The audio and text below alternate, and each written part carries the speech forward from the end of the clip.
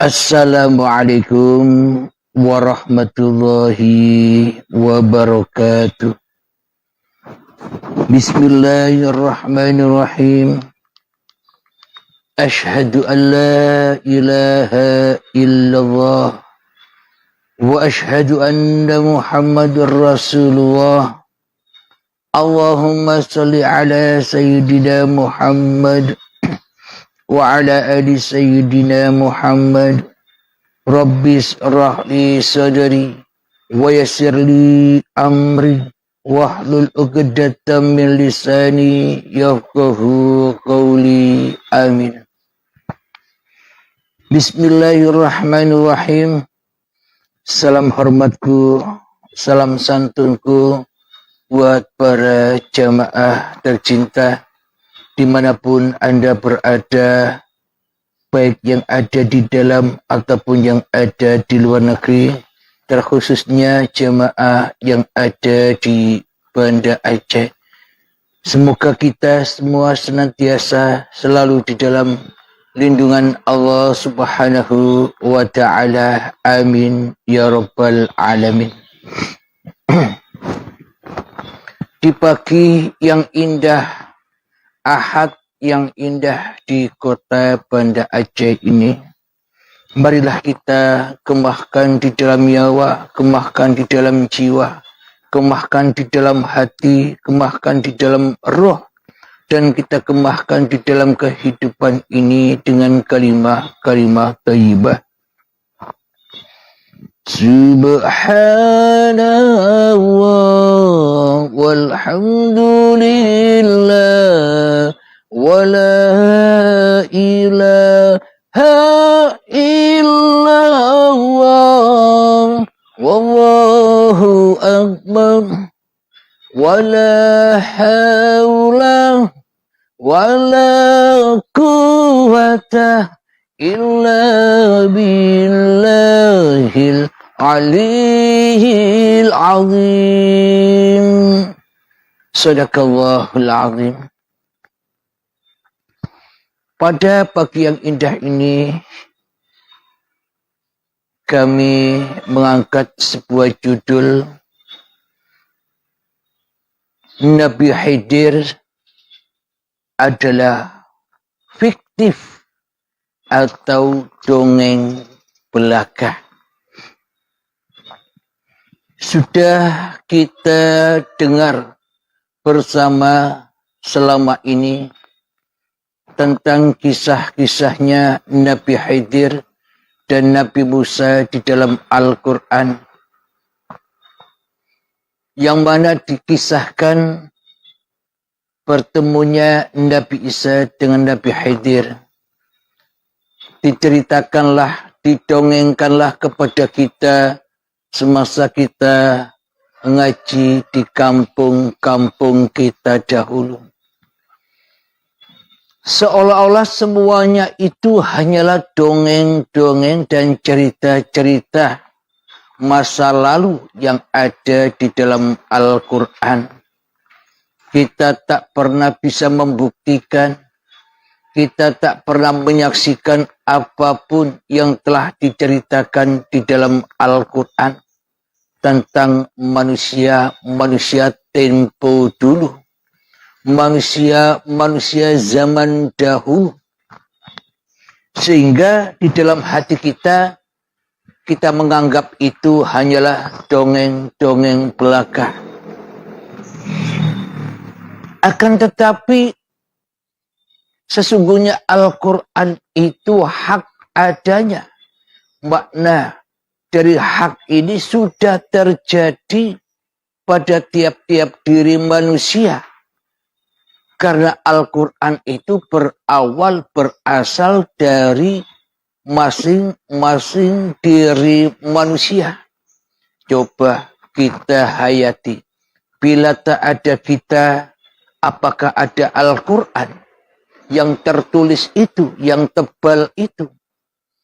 Bila tak ada kita, apakah kita bisa menyaksikan bacaan-bacaan Al-Quran? Jadi adanya Al-Quran itu karena adanya diri kita, makna, maksud, tujuan dari Al-Quran itu sendiri supaya kita kembali kepada diri kita sendiri. Dituntun dengan kitab-kitab suci yang ada di dunia ini. Dan dituntun oleh Al-Quran.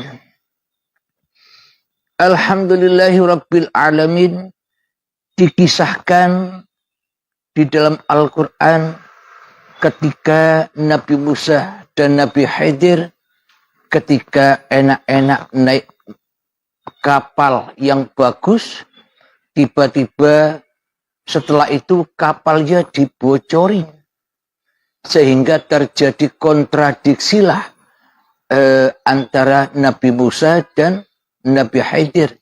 Nabi Musanya tidak terima karena Nabi Musa masih berhukum syariat saja waktu itu. Nabi Musa hanyalah berhukum logika apa yang disaksikan oleh kedua matanya, yang disaksikan oleh kedua telinganya.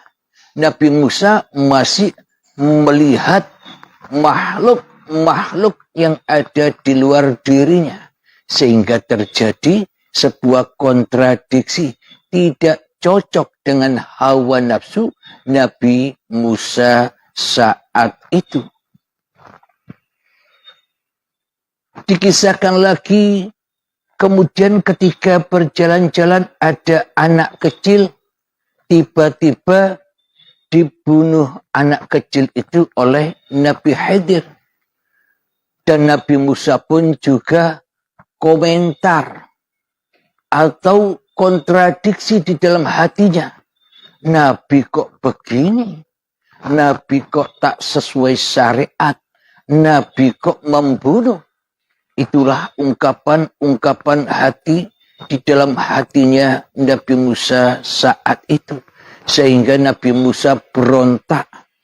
Nabi Musa merasa tidak cocok ajaran-ajaran yang dibawa oleh Nabi Khidir saat itu.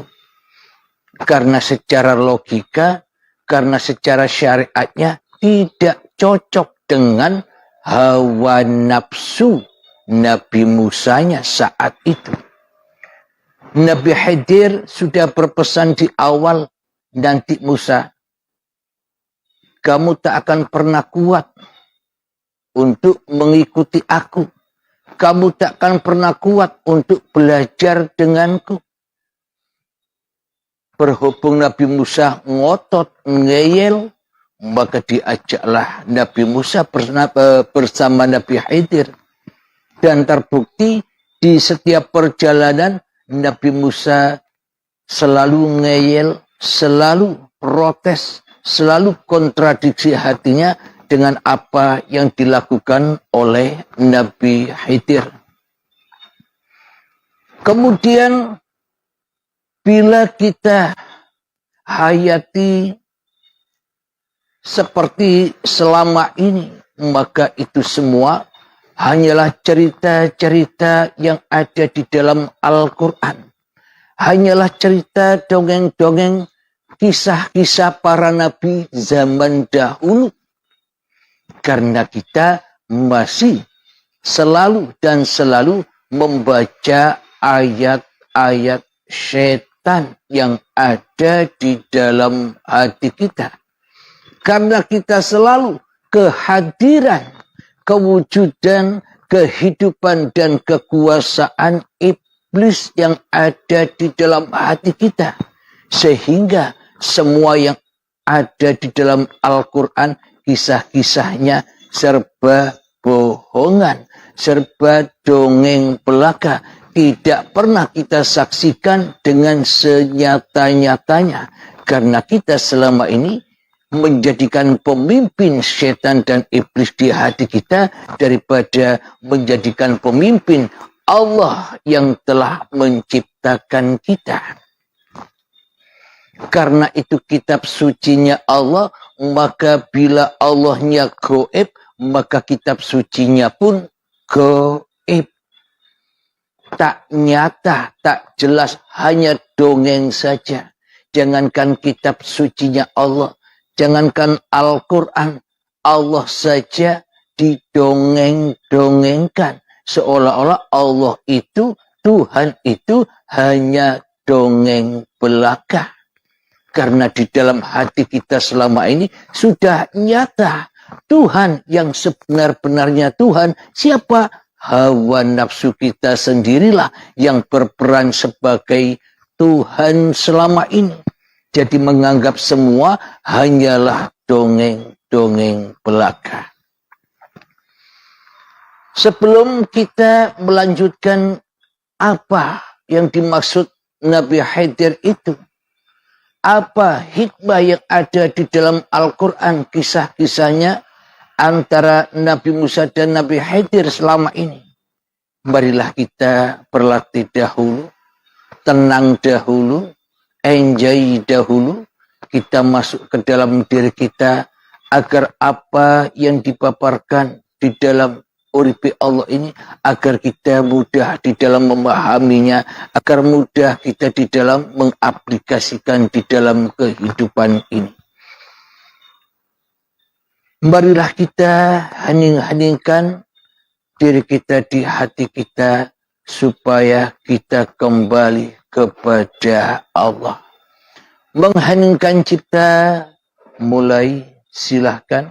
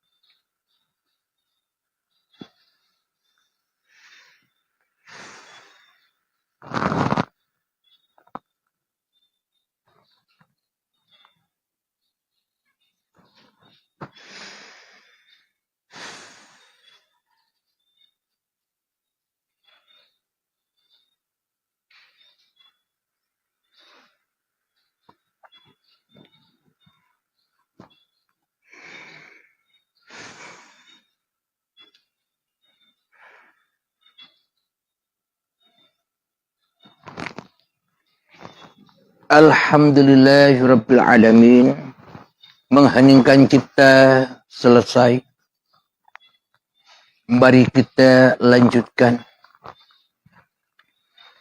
Jadi antara Nabi Musa dan Nabi Khidir itu semua apapun kisah-kisah yang ada di dalam Al-Quran itu sebenar-benarnya adalah kisah-kisah masing-masing manusia yang ada di dalam hatinya.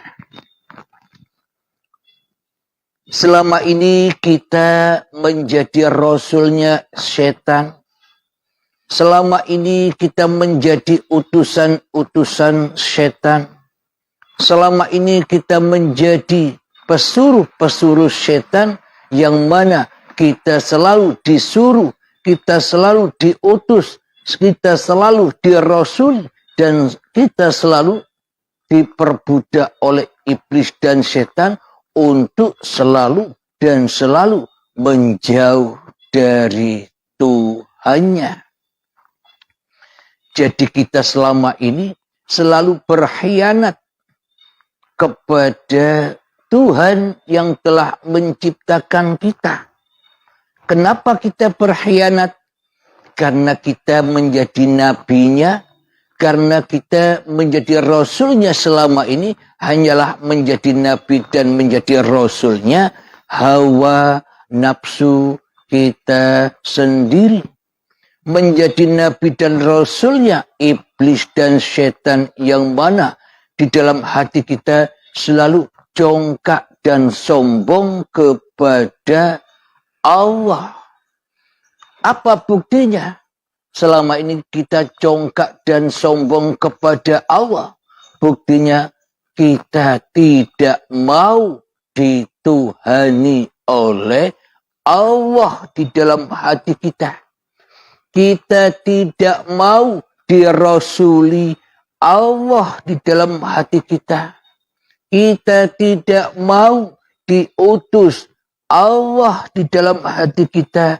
Dan kita tidak mau sebagai pesuruh Allah di dalam hati kita. Kenapa?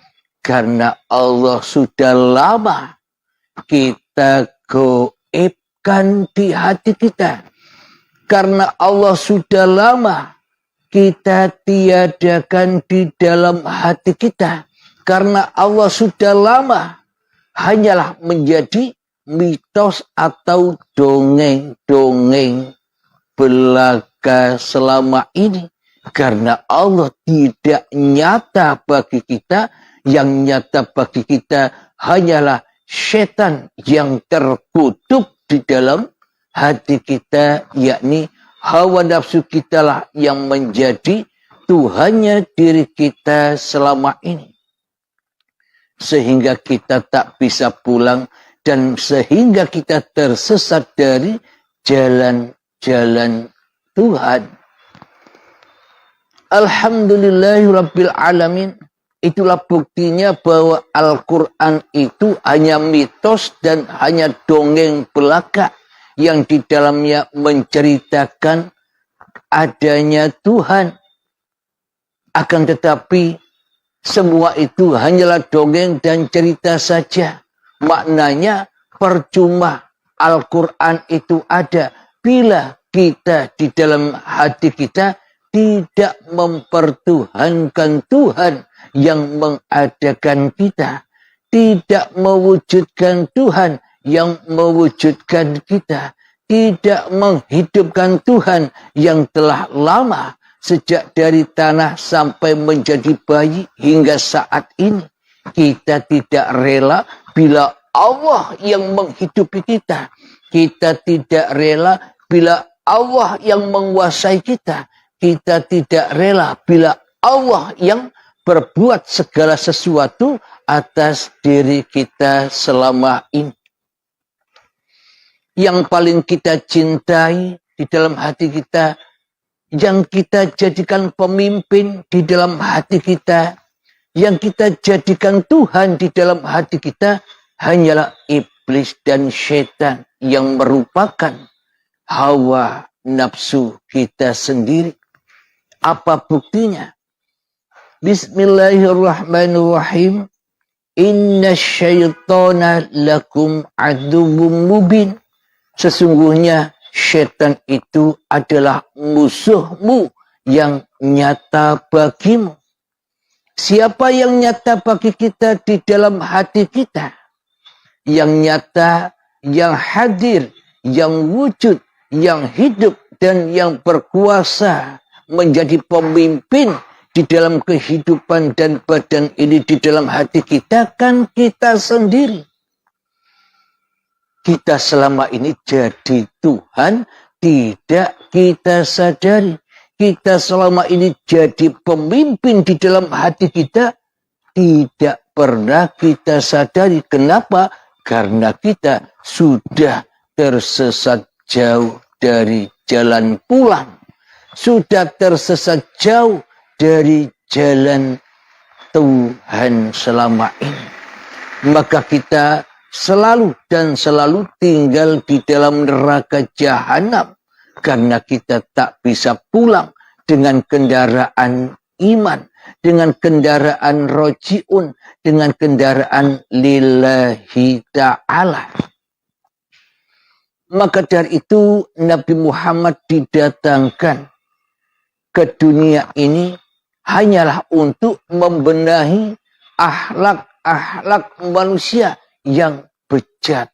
Akhlak-akhlak manusia yang selalu menjahili Tuhannya. Yakni kita selama ini, ya termasuk saya, jadi umat atau kaum jahiliyah yang mana selalu dan selalu mempertuhankan diri kita sendiri daripada mempertuhankan Tuhan yang telah menciptakan diri kita. Alhamdulillahirabbil alamin. Kita kembali kepada kisahnya Nabi Musa dan Nabi Khidir.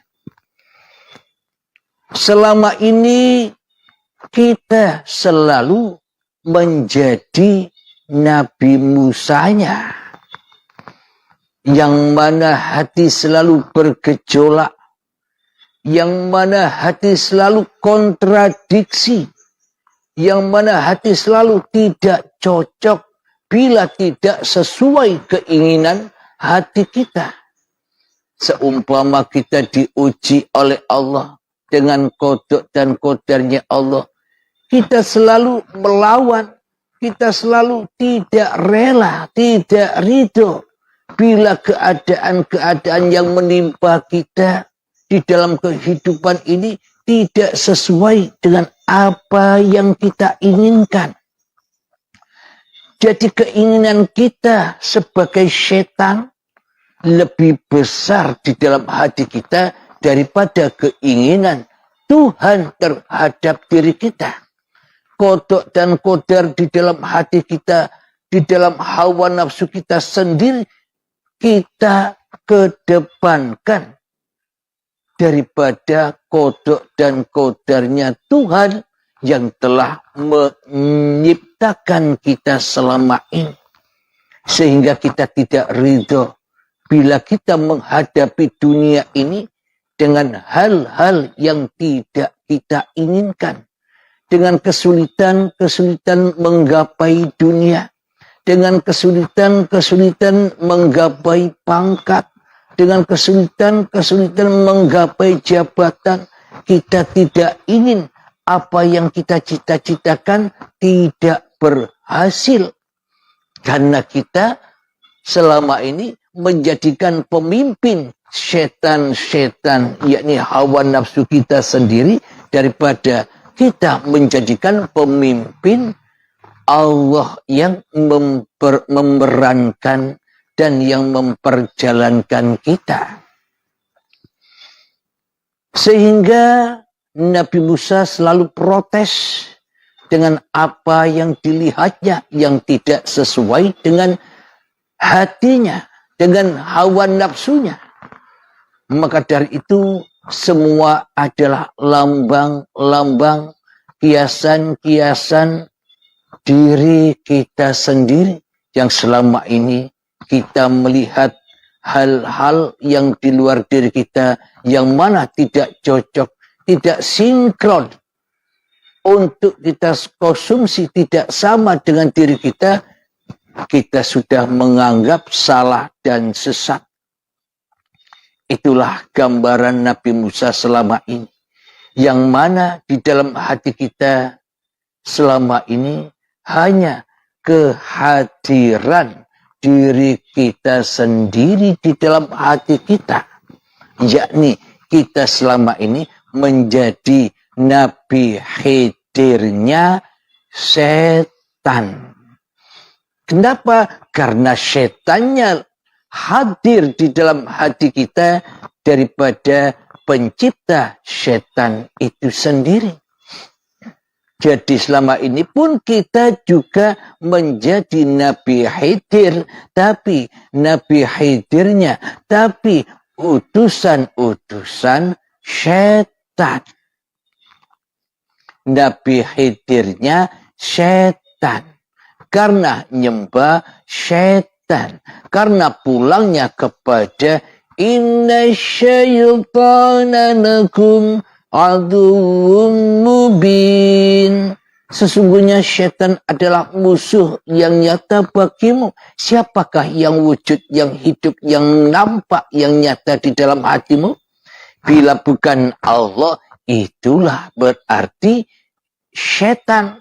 Berarti kita selama ini pun juga menjadi nabi, menjadi rasulnya iblis dan setan, yang mana selalu hadir di dalam hati kita, diri kita sendiri daripada Allah, daripada Tuhan yang kita hadirkan sebagai pencipta, sebagai yang mewujudkan, sebagai yang menghidupkan, sebagai yang menciptakan diri kita selama ini.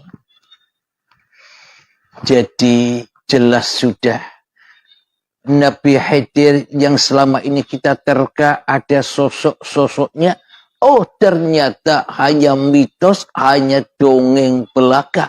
Kenapa? Karena kita tidak mengambil pelajaran-pelajaran dari Al-Quran itu sendiri. Karena kita masih terdinding, kita terbelenggu, kita kufur dengan istilah-istilah yang ada di dalam Al-Quran. Kita terdinding dari kiasan-kiasan yang ada di dalam Al-Quran. Kita terdinding dengan misal-misal yang ada di dalam Al-Quran. Sehingga Al-Quran itu hanya cerita dongeng saja. Tidak kita masukkan di dalam hati kita. Kenapa? Karena yang jadi raja, karena yang jadi pemimpin, karena yang jadi Tuhan di dalam hati kita masih iblis. Karena kita masih kumpul dengan iblis dan setan di dalam neraka jahanam. Yang tidak bisa masuk yang suci di dalam hati kita.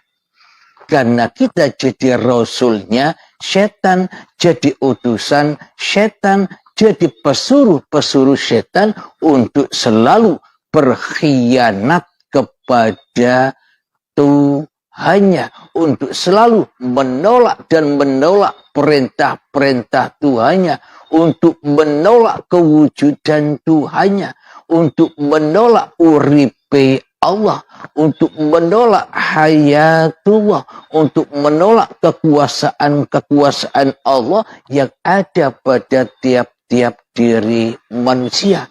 Kita selama ini menolak. Benar seolah-olah kita iman. Itu semua kan perbuatan Allah. Seolah-olah saja, tapi di dalam hati kita itu perbuatan setan, perbuatan manusianya. Mana mungkin Allah bisa berbuat, mana mungkin Allah jadi Tuhan. Wong Tuhannya, wong Allahnya saja ndak ada, ndak wujud, ndak hidup, ndak nyata, apalagi berkuasa atas tiap-tiap diri manusianya. Jadi yang dikatakan Tuhan itu siapa yang wujud di dalam hati kita? Dialah yang kita pertuhankan selama ini. Bila Allah gaib, berarti kita tidak mempertuhankan Tuhan selama ini, kecuali mempertuhankan iblis dan setan saja di dalam hati kita. Kira-kira sahabat-sahabatku pengen tidak menjadi Nabi Khidir? Maknanya kepingin tidak Allah selalu hadir di dalam hati kita. Jadi yang dimaksud Nabi Khidir itu ya nabinya Allah, ya Rasulullah. Jangan terkecoh, jangan terbius, jangan terbelenggu dengan sosok-sosoknya.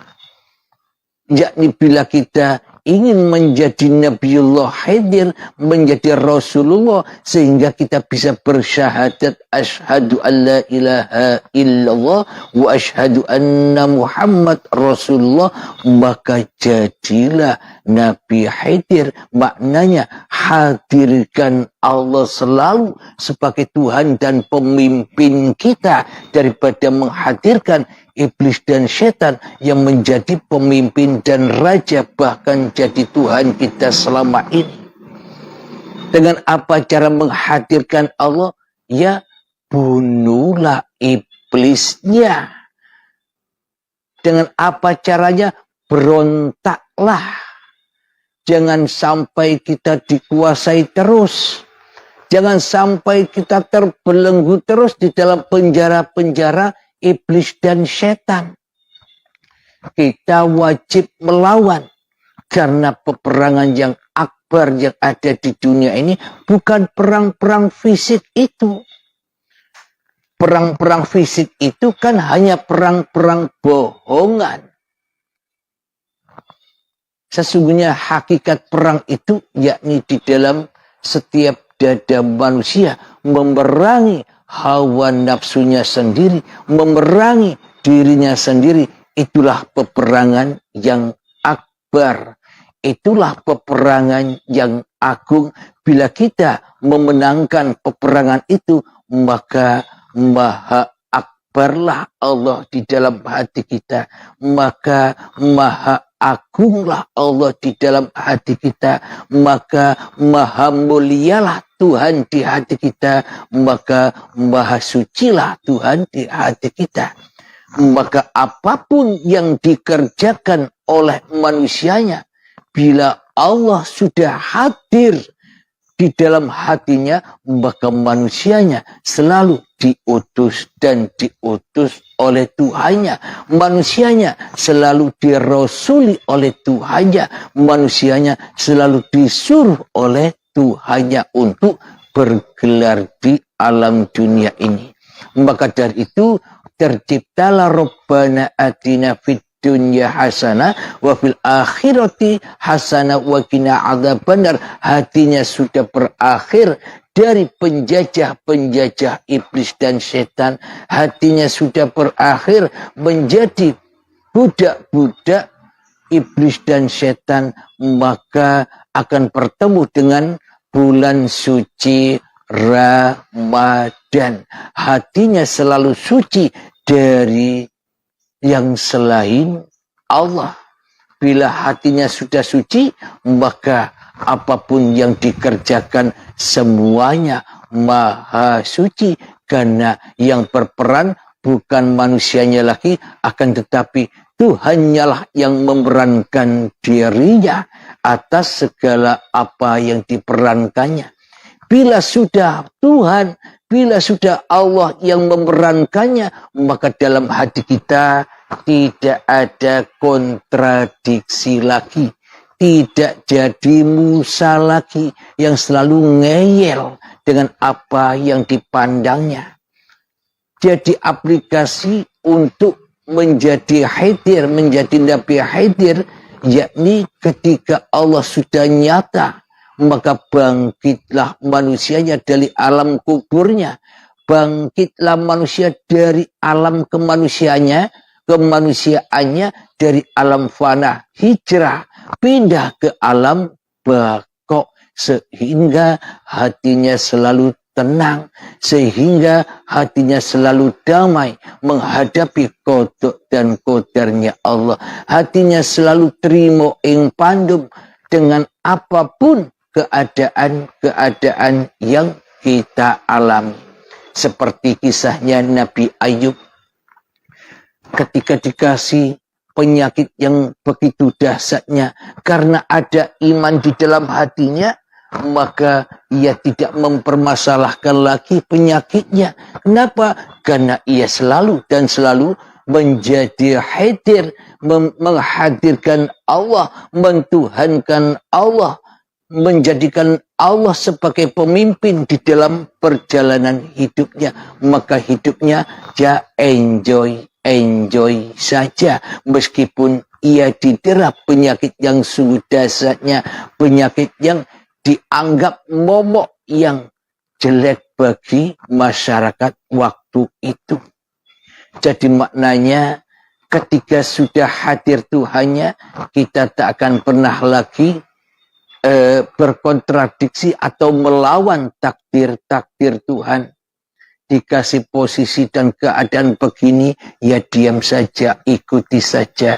Dikasih posisi dan keadaan begitu, ya diam saja, enjoy saja. Karena sudah menjadi Nabi Khidir, karena sudah kehadiran Tuhannya lebih nyata, kewujudan Tuhannya lebih nyata daripada kehadiran, daripada kewujudan setan hawa nafsunya selama ini. Itulah hakikat Nabi Khidir yang sesungguh-sungguhnya Anda bisa menemuinya lewat pintu-pintu hening atau lewat pintu baiat, yakni mati sebelum mati. Anda bisa bertemu dengan Muhammad Rasulullah, bisa bertemu dengan Nabiullah Khidir, bisa bertemu dengan Allah. Bagaimana? Apa maksudnya bertemu dengan Allah itu? Apa maksudnya bertemu dengan Tuhan itu? Ketika diri kita sudah tidak menemui diri kita lagi. Ketika diri kita sudah tak bertemu dengan kewujudan diri manusia kita lagi. Ketika kita sudah tidak bisa menyaksikan diri manusia kita lagi. Itulah yang dimaksud pertemuan. Itulah yang dimaksud roji'un. Dan itulah yang dimaksud syahadat asyhadu an la ilaha illallah wa asyhadu anna Muhammad Rasulullah. Maknanya, siapakah seluruh manusia itu? Seluruh manusia itu adalah lambang dari Muhammad Rasulullah yang hidup terus menerus. Ahmad bila mim. Ahmad yang tanpa mim, yakni Ahad. Jadi Rasul-Rasul Allah itu tidak akan pernah mati abadan abada selama-lamanya. Sebentar lagi Anda dan kita semua, termasuk saya, sebentar lagi mati, bangkit lagi Rasul-Rasul yang baru. Anak-anak kita, cucu-cucu kita, cicit-cicit kita yang kesemuanya dihidupi oleh uripi Allah. Itulah lambang dari Nabiullah Rasulullah akan hidup terus sepanjang masa bersama Tuhannya. Untuk apa? Untuk mengingatkan, untuk menyeru kepada seluruh manusia agar manusia kembali kepada hakikat diri sejati manusianya, yakni Adam, agar nyata kewujudan Tuhannya, agar hadir selalu Tuhan di dalam benak hati manusianya. Itulah para nabi, itulah para rasul yang hanya tugasnya menyeru dan menyeru umat manusia agar manusia sadar bahwa selama ini manusia sudah dibelenggu, dihukum dan menjadi khidirnya, menjadi nabi khidirnya setan yang terkutuk, yang selalu melawan, yang selalu berkhianat kepada Tuhannya. Alhamdulillahirabbil alamin. Bagaimanakah cara aplikasi untuk menjadi nabi khidir? Contohnya begini. Ketika akan berbuat segala sesuatu apa saja, seumpama saya akan minum. Di dalam hati kita pasti ada utusan, ada seruan. Wahai Halim, minumlah. Nah, sebelum kita mengambil minum, seruan itu ada, wahyu itu ada. Tergantung siapa yang jadi raja di dalam hati kita. Bila yang jadi raja setan iblisnya, wahyu itu dari setan. Seruan itu dari setan untuk minum. Berarti yang diminum meskipun syariatnya air putih, akan tetapi hakikatnya itu darah dan nanah, kotoran. Kenapa? Karena kita sudah menjadi nabi khidirnya iblis dan setan. Yakni iblis dan setan kan tinggal di neraka. Yang diminum, yang dimakannya ya darah dan nanah, kotoran-kotoran. Hati yang kotor inilah yang dimaksud darah dan nanah itu. Bukan minum secara syariat, minum darah atau minum nanah.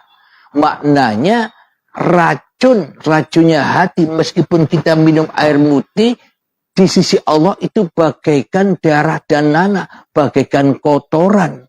Kenapa? Karena yang di sini kotor, minumnya, makannya, sholatnya, ibadahnya, apapun yang dikerjakan, semuanya serba kotor. Karena menjadi nabi khidirnya setan.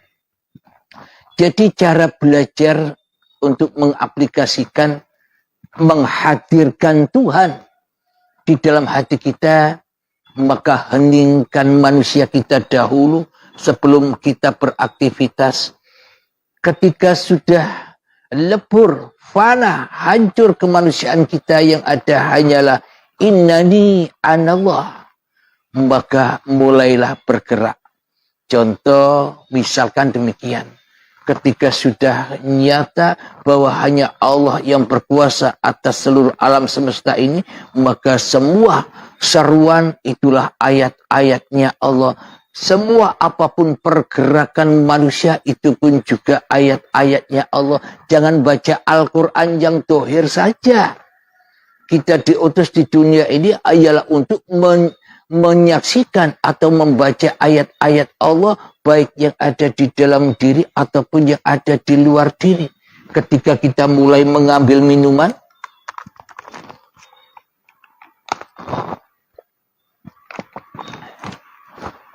selalu kita saksikan bahwa semua itu, keadaan itu hanya Allah yang berkuasa. Innallaha ala kulli syai'in qadir. Sesungguhnya Allah berkuasa atas segala sesuatu. Apa segala sesuatu itu? Ya semuanya. Ketika itu sudah teraplikasi, maka nyatalah Nabi Khidir itu.